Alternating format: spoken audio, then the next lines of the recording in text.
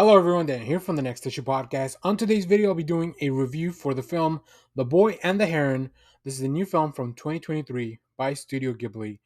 Rated PG-13 with a runtime of 2 hours and 4 minutes. As of the recording of this video, we have a Rotten Tomato score of 95% for the critics, an audience score of 91%, and a Letterboxd average rating of 4.0.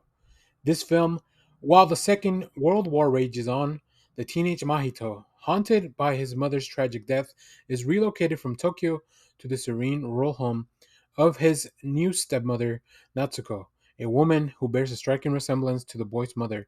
As he tries to adjust, this strange new world grows even stranger, following the appearance of a persistent gray heron who perplexes and bedevils Mahito, dubbing him the long awaited one. This film is directed and written by Hayao Miyazaki, and it stars Lucan Padovan as Mahito, Christian Bell as his father, Soichi. We also have a lot of different characters, so I won't go into everyone who they are because I don't want to spoil too many things, but the cast includes Dave Bautista, Gemma Chen, Willem Dafoe, Karen Fukuhara, Mark Hamill, Florence Pugh, and Robert Pattinson. So this voice cast is stacked, and it is very normal to have this level of star power with the Studio Ghibli dubbing, which is very interesting to me. I I went to watch the dub because I knew a few of these people were involved, so I wanted to check that out. And also with animation, I really love focusing on the background, so I don't want to split my time between reading and admiring the beauty of what a Studio Ghibli film brings. Now, I will say this was my first time going to the theater to watch a Studio Ghibli movie. And boy, I need to take the advantage when they re-release some of those old ones through these Fathom events because it is a feast for the eyes. It is beautiful, breathtaking, and at some places very gruesome. I think the style that Miyazaki loves to compare the beauty and some very cute characters with like some more of the like really ragged and just very weird, almost upsetting looking creatures and stuff like that. There's a really interesting balance there and a very interesting juxtaposition. Now, I will say the story of the film is it feels like it's simple, but I think the more you dig down deep in the layers, it gets a little bit more complex and convoluted. Not in a bad way, just like there's definitely a lot to take in. This is a movie that's definitely going to merit a rewatch, just so I can focus on the story. Now that I know everything that happened, I think it'll be a nice time to go back and rewatch because I was definitely focused on the story.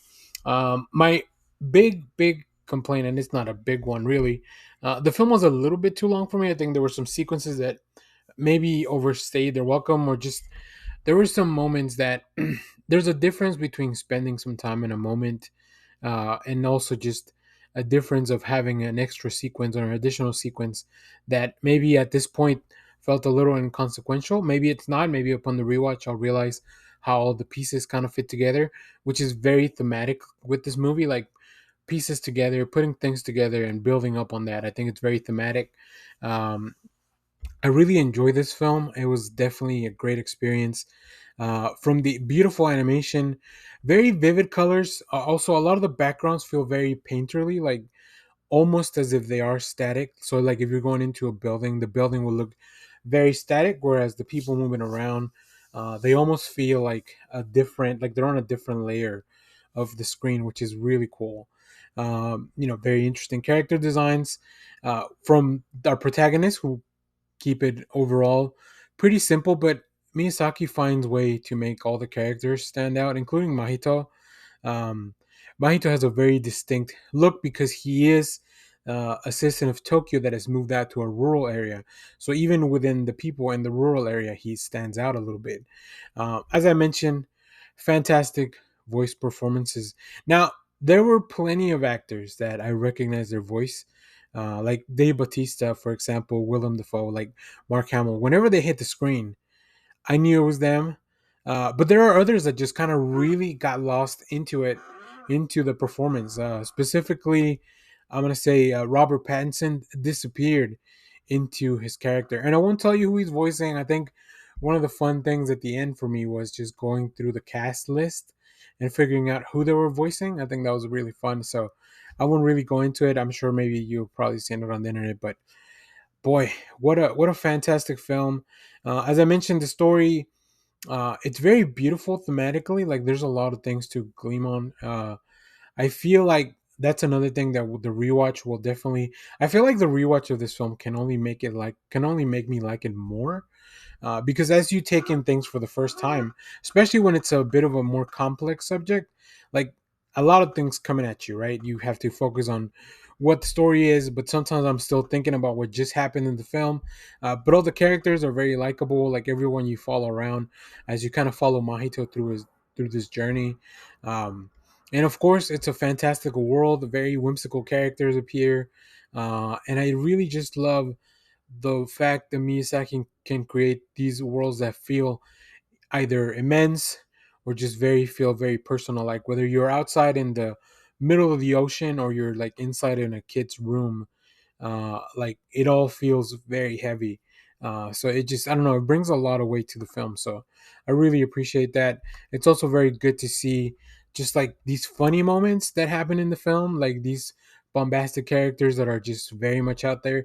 A lot of that has to do with the voice performances. So once again, kudos to everyone that worked on that. So yeah, this was a lot of fun. And like I said, I think this is just gonna lead me on a path to revisit some of other Miyazaki films, because I don't know how many more films he may have. This, to me, sometimes this movie felt like he's ready to pass on the torch and just let other filmmakers take the wheel. This feels like maybe a good send off for like to top of his career. And I know he's announced in the past that maybe this is his last film, but not this specifically film, but like other films were going to be his last film. So I don't know. Very interesting stuff. I think it all really fits with the themes of the movie too. Like it all really would fit into place if he's writing this film to kind of say goodbye to an audience of many many years. Either way, very beautiful moments. Like I said, there's action, there's a lot of comedy, there's some scary stuff. Like I think there's some stuff that can be quite jarring in the proper context, and of course, all the fantastical elements of these beautiful magical worlds that Miyazaki is able to create, along with the rest of the team working on this film. Fantastic stuff. I don't know how you top an animation like this. I think it's very different from stuff like Across the Spider Verse, which also seems to have its own beautiful approach to filmmaking. So yeah, it's hard to compare. They're completely different things. So I wouldn't even know where to start with that. So I can't believe we are this far into the year, almost closing out the year, and there are still so many good movies that come out of nowhere and just kind of surprise me. So it's gonna be really interesting putting together that end of the year list. I may have to go to 15. I don't know. I've seen a lot of really good stuff in the past few months. So let me know if you have seen this film. Let me know what you thought about it down in the comments. As always, thank you for watching, everyone. Remember to share, like, subscribe, hit the bell so you know when we go live. That is most Saturdays, 10 a.m. Central Standard Time. Stay tuned. We have more comic reviews, trailer reactions, TV recaps, all that fun stuff here in the channel. Thanks for watching, everyone. Bye.